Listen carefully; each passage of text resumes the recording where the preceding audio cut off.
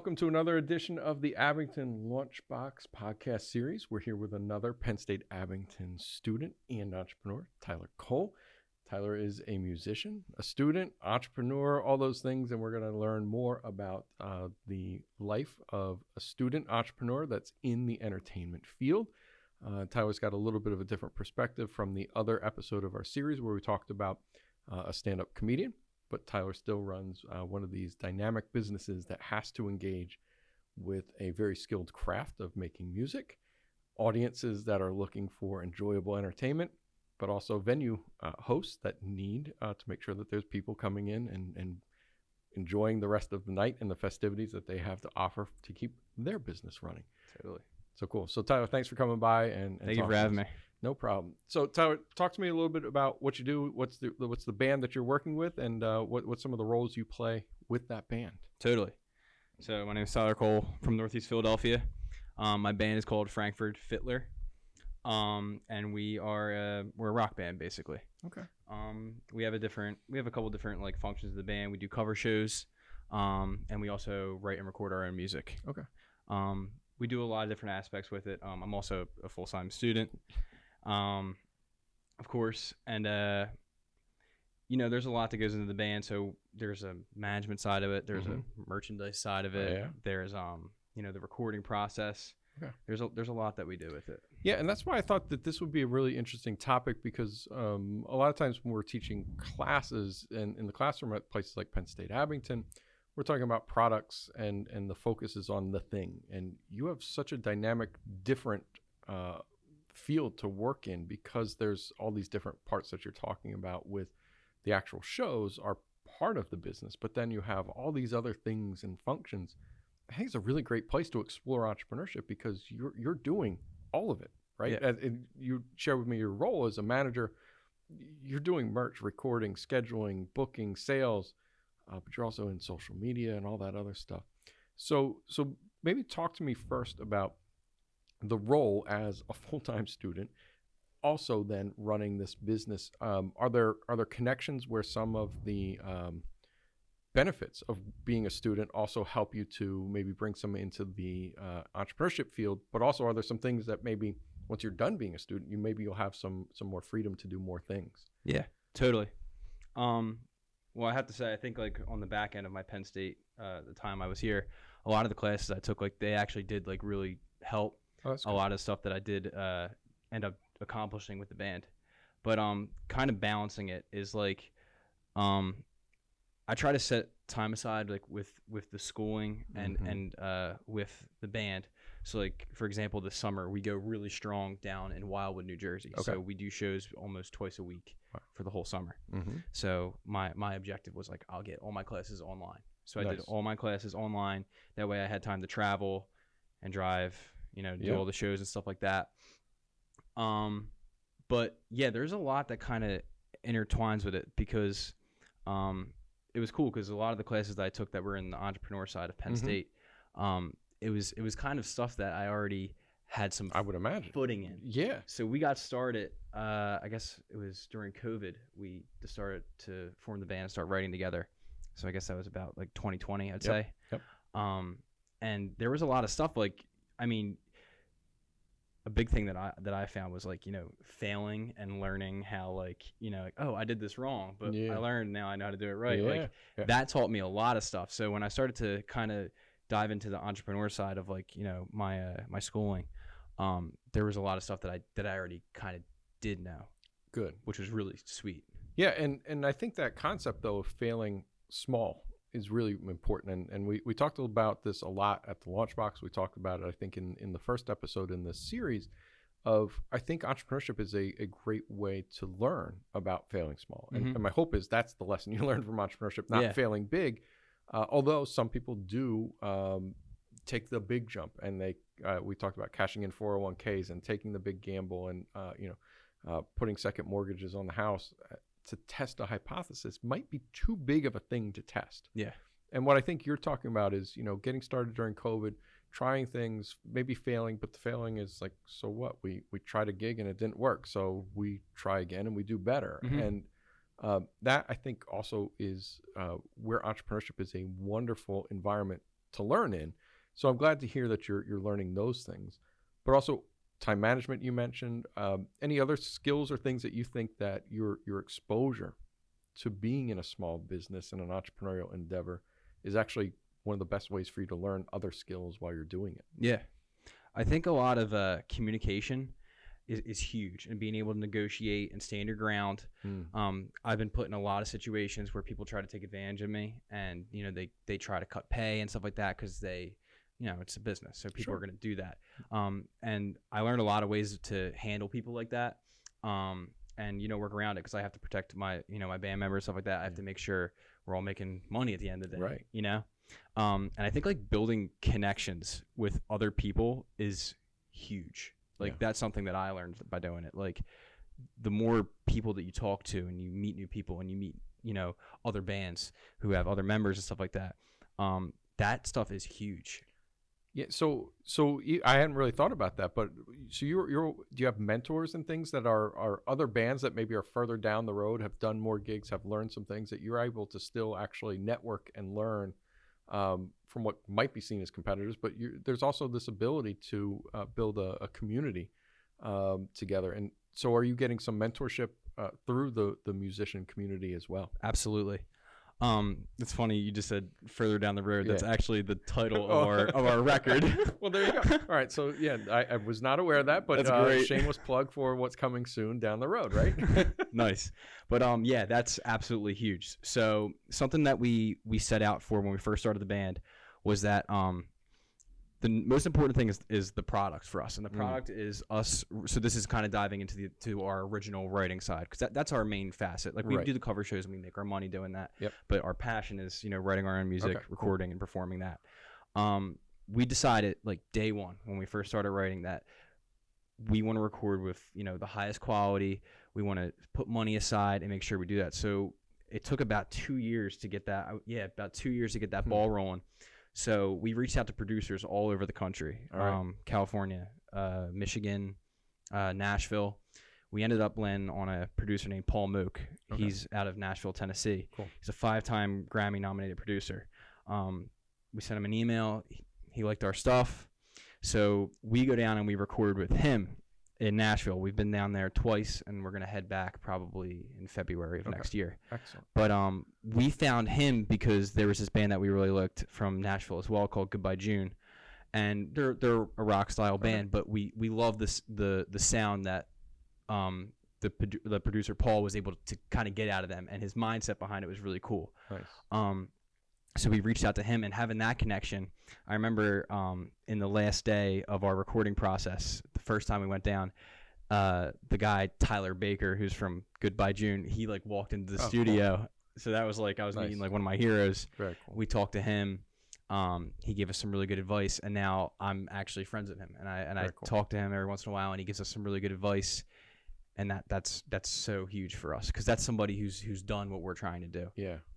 Yeah, and I think what's interesting with the types of businesses that we're talking about in this series of entertainment is that networking seems to be a bit more natural than if you're in management or finance, where it's kind of like, yeah, we're in the same field, but like there's not like an art to compare. And I think maybe the art of these entertainment businesses, music, comedy, that might also be an additional benefit to building those networks quicker and maybe more valuable for you as you move forward. Yeah, absolutely. Cool. So let's talk about some other things that go along with this role of being musician, manager, and all the other responsibilities. What other skills do you need to be running this business that have been helpful for you in this process? You mentioned negotiations already, some of the networking skills. Are there other skills that, whether you had them or you've developed them now kind of on the fly, that you think are really helpful for you as you're managing a musical band? Yeah. It's kind of, this is something small to touch on, but like I think like sales is like huge. What people don't realize, like when you put stuff on Spotify and stuff like that, and you're streaming stuff, like if you're a smaller band like us, like you're really not making a lot of money off that. So a majority of your income is whether if we're doing cover shows, but for us it's merchandise. It's selling records, selling T-shirts, selling stickers, selling all that stuff. Yep. knowing how to, reach out to a t-shirt company and, resell, make sure you're making a profit back. Am I going to sit on dead stock t-shirts? Do I have to do a t-shirt sale? I think that's really huge because, there was times when we would do a show and we would make, we would make money doing just the performance. And then if it's a really good day and we sell a lot of t-shirts, we would make almost like double what we made with the performance. And it would be like we played 2 shows. Yeah. And that's huge because that's just maximizing, your time and the opportunity. So like, something my dad says all the time. He's like, I think we were like running out of t-shirts or something like that. And my dad was like, and I'm like, well, I can't afford to put in an order of t-shirts. And he always says to me, and I hate when he says it because I get so mad. He's like, you can't afford not to do it. Yeah. And he's right, because if you don't have the opportunity, if you aren't putting yourself in the opportunity to sell when you have that show, I mean, we could be missing out on a lot of money there. Yeah. Yeah. And that's really good that you're talking about, again, things that we would be talking about in a regular management class or a business entrepreneurship class. You're doing it all naturally. It's just part of your everyday being in that space. Is, of course, it would be wonderful if we could make money from shows, but isn't it better if we then diversify our revenue streams, add in other sources of revenue like merchandise, record sales, streaming? While it might be small, it's not nothing. Yeah. So the nice thing is you can go to bed at night, wake up in the morning, and if you got enough streams, there's a nickel in your account, but you know what? You didn't do anything to have to get it. And again, the point is that's where it is now. Yeah. Where does it go to next? So what I want to do is talk about, like, we get further down the road, right? Yeah. So we might as well keep on that theme. Further down the road, what are some things that are going to help you to then grow this business to places that you want to take it? And maybe you don't want to take it anywhere. I'm assuming you do because you're working with producers, you're building out next steps. How do you get to some of the next steps as an entrepreneur? What are some things that need to be added into this? Is it just time? Or are there some other things that are going to help you to get moving further down the road? That's a really deep question. Sorry. No. Especially in the entertainment business, like, I wish people had that answer because there isn't one path. And what we do a lot is, we'll look at other bands that we are really inspired by, and we always will look back at their old videos. Like, how did they do it? How did they get to that place? And it's a good, starting base for us to look at that. But, you can kind of, you lose, like, it's not always the same path for everybody, unfortunately. And it probably shouldn't be, in my mind, right? No. But, like, when we first got started, and you tell people, it's like, oh, I want to be a band, stuff like that, people immediately are like, oh, well, you're not going to be the next Beatles, or you're not going to be the next Rolling Stones, or like that. But that's not really what we're trying to go for. Yeah. So kind of on the entrepreneur side of things, like, I view the way I use the band as my way to live out an entrepreneur lifestyle. Cool. So I kind of look at it as, like, if I can, at some point, if I can sustain myself and live happily, like, doing that, I view that as a total success. I don't have to go and sell out Madison Square Garden. I mean, if it happens, I would love awesome. It. We would love that. But also, what you just described is really what I want as an educator. That's what I want for you all, is to find a place where you're comfortable, happy, healthy, but also compensated for the skill and value that you create through the work that you do. Yeah, totally. Yeah. And if I can get that out of that, like, in the long run, like, I view that as success. Yeah. Yeah. I would imagine that I would be fully supportive. Like, if you were my son, like, that would be a thing I would say, you know what? That's what we want for the next generations, is we want y'all to find that space and place. And to me, what I like about the role that I play in the LaunchBoxes is entrepreneurship is oftentimes the vehicle that enables people to at least explore that pathway, but it also helps people to actually make that a reality. Yeah, absolutely.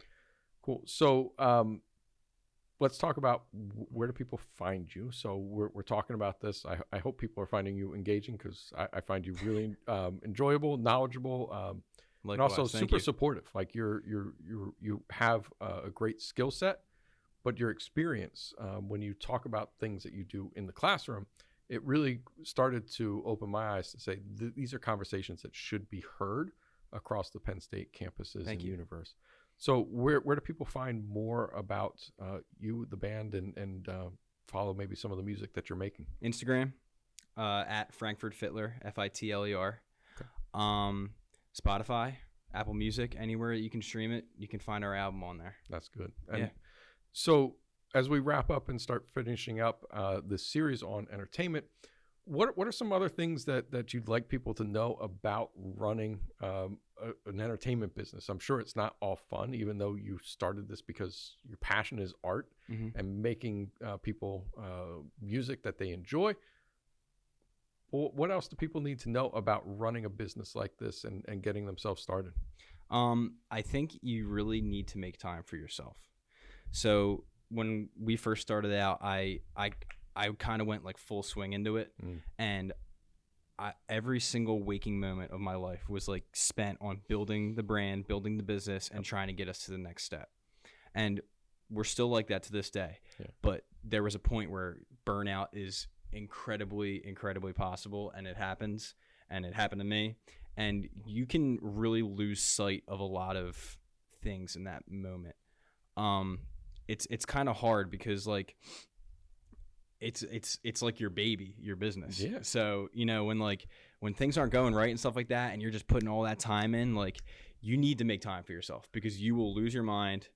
And it's good to have, at least for me, I like to have, like, you know, outside things, like I like to cook and stuff like that. Good. And that stuff, like I leave time in my day so I can shut off the band. Yeah. Like that very little time. And I really appreciate that. Like, cause that's something that I didn't have control of, and no one really taught me that. And I had to learn that the hard way because I crashed, and then I kind of brought it back. And it's funny because now as I got older, I'm like super busy with like so many different things. So we don't have as much time. So like during COVID, I was getting together with Randy every single day cause we both worked in the, I still do, the restaurant industry. And, what were you doing? There's nothing to do. So we just got together in my garage, like literally probably 6 days a week. Yeah. And we just hung out in there and we just wrote and we drew plans, stuff like that. But now we don't really have time for that. Yeah. So now I set like time aside to when we're going to work on the band stuff and then when I have my free time. And it's funny because now I feel like the time that is spent with the band is far more productive because I have that set time, and I know that in that limited time we have, for me to feel accomplished, we have to make something happen. Yep. Whether that's write a song, come up with a new idea, you know, book a couple shows, like that's just something that I find that helps me get to where I need to be. Yeah, and I'll just finish. This is the last question I have for the series, though, is it even an additional challenge because maybe the art that you do was part of that relief from all the other work and stuff, and now your outlet became your primary function, and then did you have to find other things like cooking as the new outlet because the thing that you were doing, like playing guitar, when you needed to kind of de-stress and disengage from work, became your work? Yeah, exactly. That's a really good question. Because, you know, it's funny, sometimes that still happens to this day because, you know, like we do the band because we love to write and record our music that we come up with like that. So, you know, when we're doing the cover shows, and I mean, it can be a lot of work, you know, because people, actually, I think we talked about it in class, people don't see the background work behind that. So they see a 3-hour show. They don't know how many times we're getting together during the week to do that. And that's why we charge what we have to do to get, you know, that's our time. Like you see a 3-hour show, but I see, you know, 30 hours of practice over a couple months, weeks, whatever. So that's something that, I'm sorry, what was the main question again? I don't even remember, but at this point, no. So, but you were on this right point, which is this challenge of, as you're putting together all of this work for your art, your art becomes work. Yes, and then that's what it was. Where do you find then the outlet when your what maybe was your outlet when you were still learning guitar and enjoying that? Not that you don't enjoy it now, but now it's also connected to your work output. And like you said, to do a 3-hour show is 30 hours of work to prep for that. What do you do then to find that relief when the thing you used to do as relief became the thing you do for work? Yeah, it's funny because like I said about the cover stuff and stuff like that can become very job-like. Yeah. And sometimes that does cause the burnout, like I said earlier. But there's something about it being, I guess, because it's like an art form, like I still do have that release with it. That's good. And a majority of like, you know, the burnout and stuff like that does come from like the business side or stuff like that. There's nothing stopping like, you know, like 12-year-old Tyler, like inside me, just going up in his bedroom and just playing guitar. That's awesome. Like I still always will have that, and that's something like I can always just go to if I do need that. And it's funny, kind of on the same topic, but I was talking to my producer the last time we were down there, and I asked him like a question, kind of on like something that we touched on, was like, how did you get here? Like, how did you own your own studio? Because he's been on tour. He opened up with a band with for John Mayer and stuff like that. And I'm like, how did you do it? Like, how are you sustaining yourself, your family, your kids, and you're living the dream that I want? Yeah. And he's like, this is, you know, he's like, truthfully, he's like, it's pretty rare that this kind of thing can happen. He's like, and I'm incredibly grateful for it. He's like, but you need to realize that the day, he said, at least for him, the day he made it was the day he first picked up the guitar, because he just found an absolute joy in doing that.